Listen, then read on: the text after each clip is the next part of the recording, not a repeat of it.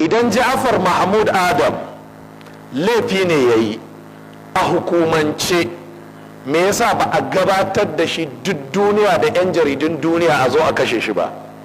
Me yasa aka bi dare? Me yasa aka bi asuba? Me yasa aka faki ido? Wannan na daga cikin alamar kisan kai bi ghairi haqqin. Wannan na daga cikin dalilin da ke tabbatar da qatlun nafsi allati harrama Allahu illa bil haqq. Kadai hanyar da zaka gane kenan.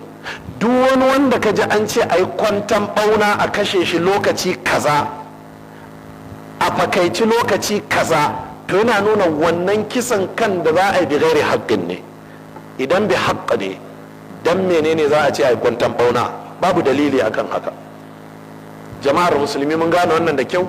Shela za a yi a ce jama'a za a kashe wane dan wane rana kaza, ko kuma jama'a ku je ku kamo wane duk inda ku gan shi ku kashe shi.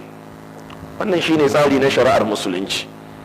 Amma a ce a fakaici lokaci kaza, a je a yi kwantan bauna, a rufe fuska, a yi kaza, to wannan shi ke tabbatar maka da wannan shine hakikanin abin da Allah maɗaukakin sarki ya hana.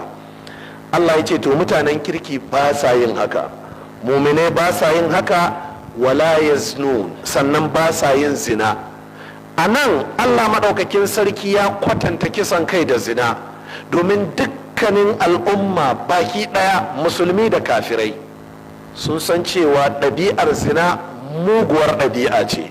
Ina za ka gane haka? Me yasa Allah ya kwatanta wannan aikin da zina anan? Ka taɓa ganin wanda yake zina yana sanar da jama'a a zo rana kaza ga watan kaza a wuri kaza zai zina da wance? Mai aure fa cewa yake jama'a rana kaza ga watan kaza a zo za a ɗaura auren shi da wance, haka ne?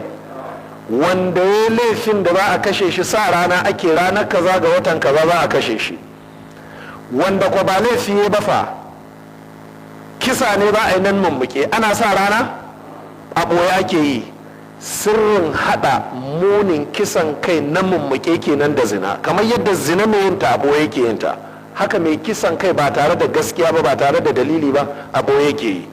Hikimar da ta sa Allah maɗaukakin sarki ya hada su kenan.